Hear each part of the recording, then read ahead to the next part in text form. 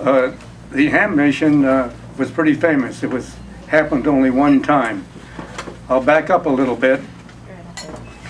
Before I got in the Air Force, I had a special course in acrobatics.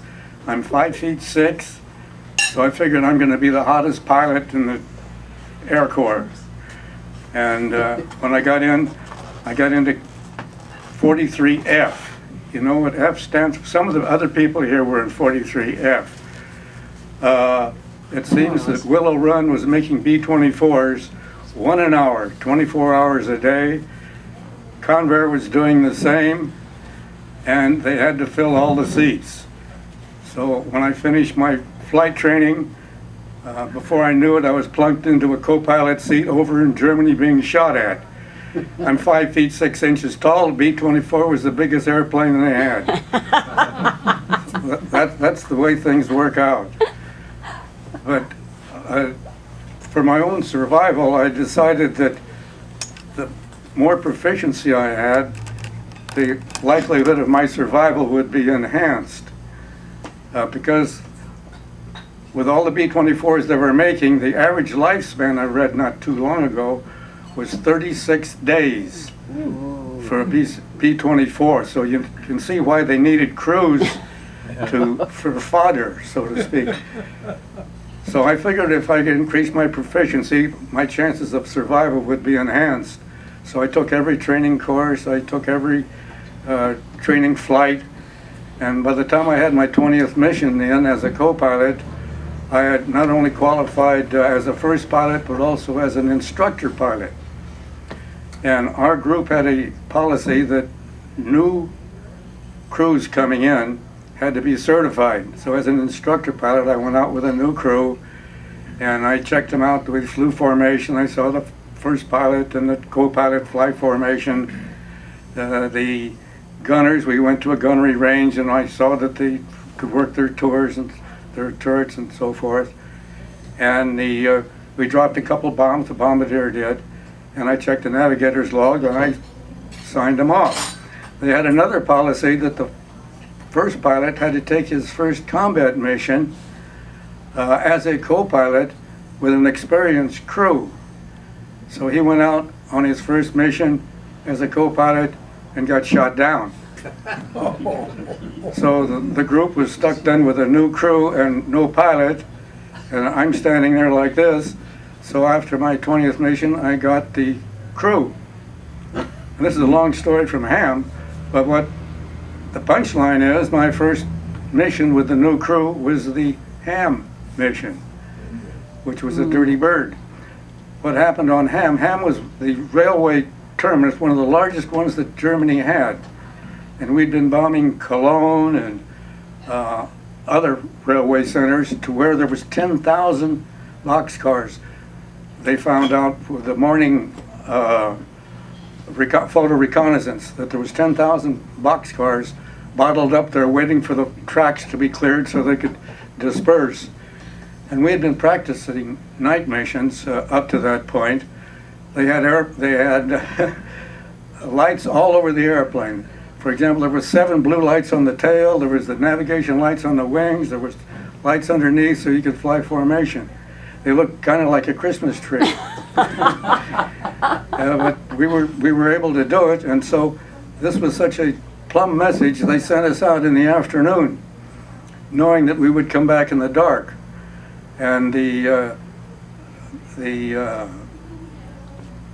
problem was that the reconnaissance had the information pretty good, and the bomb load that we normally carried was 12 500s, and that would be overkill for boxcars and stuff. So they came up with a system where they would put the same load by using 5 100-pound bombs that were strapped together and hooked onto the shackle. They had 4 fire bombs with 1 HE. So therefore, when you drop them, the HE would blow stuff up and the fire bombs would take over. And this seemed like a pretty good idea, but it was fatter than a regular 500-pound bomb. So we had 60 100-pound bombs instead of 12 500s. So the trip to the target was pretty conventional. This was near the Ruhr Valley where, as you know, the flak was pretty heavy, but it didn't give us too much trouble. So on the bomb run, the conventional bomb run, dropped the bomb says bombs away, and the airplane bucked like it normally does. And I reached down to the trim tab to correct it, and the tab wouldn't move. And then I noticed the rudders wouldn't move. And so pilot to radio checked the bomb bay. Incidentally, the radio operator was borrowed. This was his very last mission. And he looks over his shoulder into the bomb bay. Bombs are hung up. What happened was the bottom bundle didn't release. The two above it did release, which pulled the wires out of the fuses, and the little propellers were turning. 12 turns, and the prop falls off, and the firing pin is sticking out, and the bombs are leaning over on the side against the control cables, so I had no rudder or trim tab. The rudder and trim tab were no problem, because I could, with differential power, I could steer the airplane, and the load wasn't too bad on the stick, but the little propellers were a problem. I called the bombardier, and he says, "There's nothing I can do." Absolute panic, nothing can be done. The radio operator on his last mission looks down there and thinks for a minute, and he snaps on, we were at 23,000 feet, he snaps on his mask, and he gets one of the guys from the waist to come and help him, and they started trucking these things out, and I think they must have closed the bomb bay doors so that they couldn't carry the bombs through the narrow channel. They had to take them around the side, so the doors must have been closed, so I think they took them back and threw them out the waist window. About the time we got some of these off, enough to move the controls, the navigator calls in, "We're over France. You can't dump live bombs on France." So, what do you do? Incidentally, my war stories aren't any different than yours. Anyhow, they took the live bombs on and they laid them back in the waist, like rows of corn, and we drive on. And pretty quick we get hit by fighters. And this one, we called out 1 o'clock high. And here this guy comes up there and he peels off and he comes down. And when they come in from the front, you look and you see how the rudder is lined up. If the rudder and the nose are lined up to the side like this, they're shooting at this guy over here, and you heave a sigh and a prayer for the guy.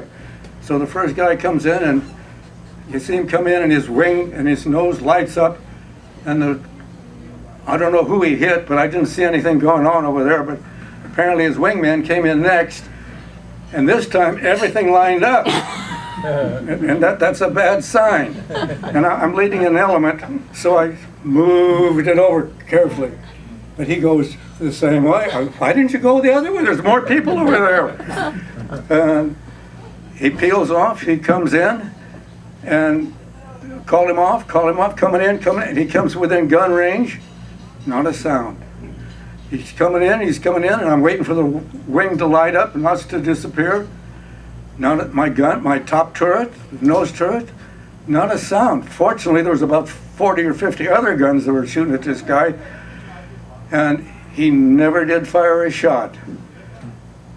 Maybe my guys had a deal with him. We won't shoot if you won't shoot. But he went by, and I could look in the goddamn cockpit there. He went, "Gee, thanks, fella. We appreciate that, you know. Good trip."